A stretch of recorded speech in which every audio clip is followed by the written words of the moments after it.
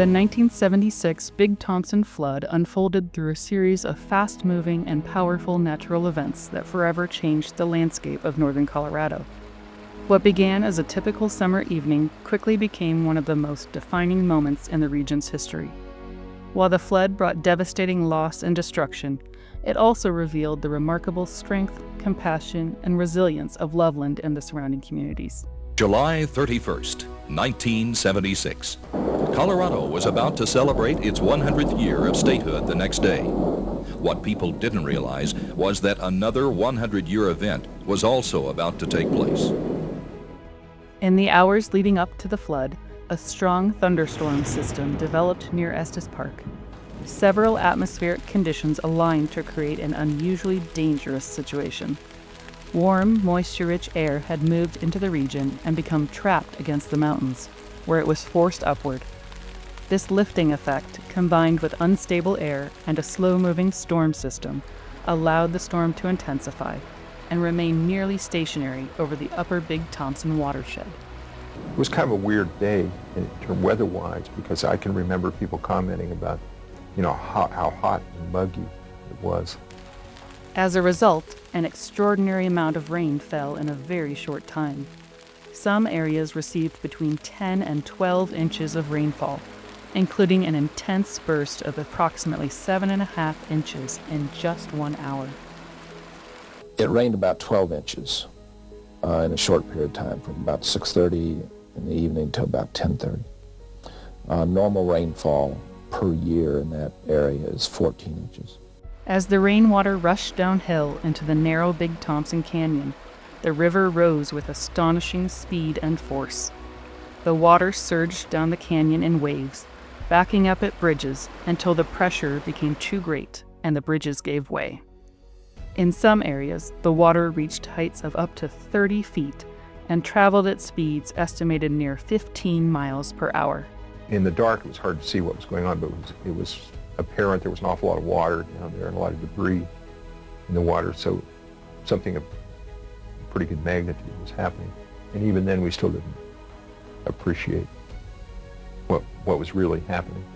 And it picked up boulders the size of this room, which must be 12 feet by 12 feet or so, and would roll these around in the bottom of the stream. Trees were ground up inside. Cars, which got caught in the stream, would get caught in this grinding mechanism of the Big Thompson River. The canyon itself was dramatically reshaped, with entire sections of land eroded or washed away. That sound of those boulders rolling in the river is one that will never go away for me. Because the storm struck in the evening hours and developed so rapidly, there was little time for warnings, leaving many residents and visitors with no opportunity to escape. At the height of the storm, 10 inches of rain fell on the Big Thompson Canyon in about 4 hours. The Big Thompson River peaked at 19 feet above flood stage and was flowing at a rate of 31,200 cubic feet of water per second. Many of those in the canyon at the time were visitors enjoying Colorado's centennial celebrations, adding to the number of individuals caught in the disaster. The people who were not caught in the water made their way to higher ground, but were trapped in the canyon and would spend the night waiting for help to come from the outside world. The impact on canyon communities such as Drake, Glenhaven, and Cedar Cove was severe.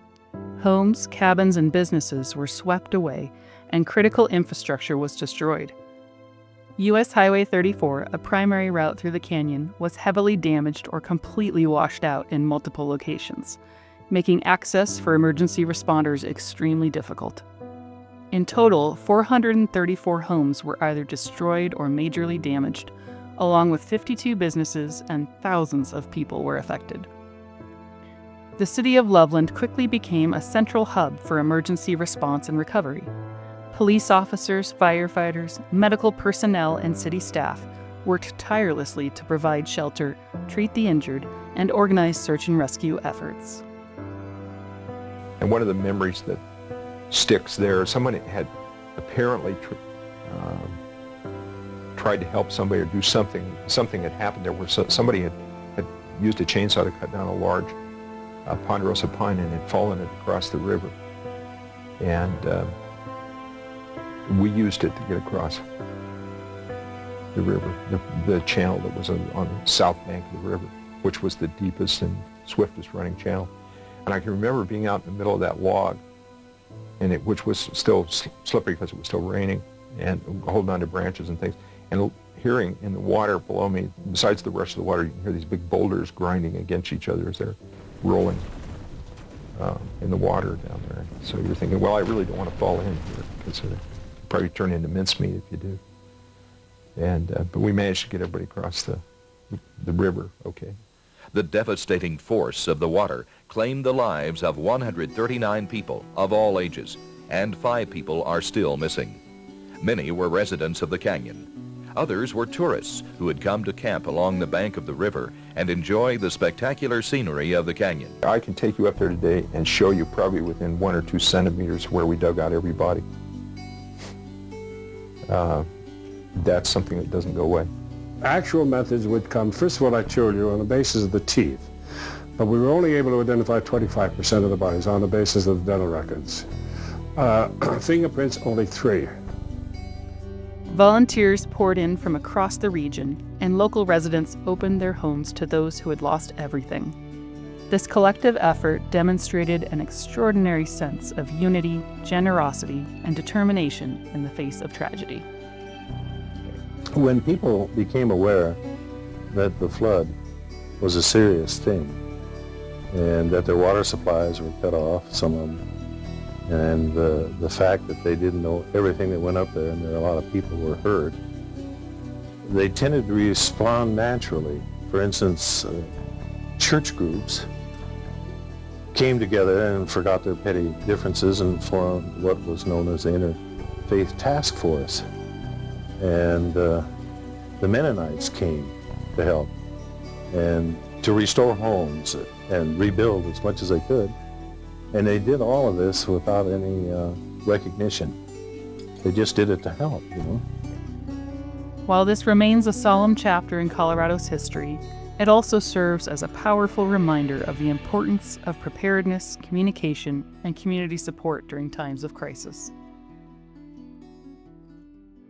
In the years that followed, the legacy of the Big Thompson Flood led to meaningful and lasting improvements. Loveland and other communities along the Front Range took important steps to strengthen infrastructure, improve floodplain management, and enhance emergency communication systems. Early warning systems were developed, evacuation planning became more coordinated, and greater attention was given to weather monitoring and disaster readiness.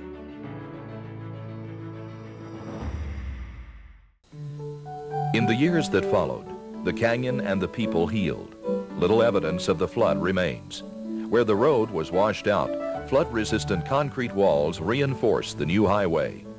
The Big Thompson Canyon continues in its role as a water resource, conduit to the scenic valley of Estes Park, and a living testament to the geologic evolution of the earth and the resiliency of its residents. Today, Loveland continues to build on these lessons by investing in flood mitigation projects, modern alert systems, and regional emergency planning efforts. Memorials placed along the Big Thompson Canyon honor those who were lost, ensuring their memory remains part of the region's story.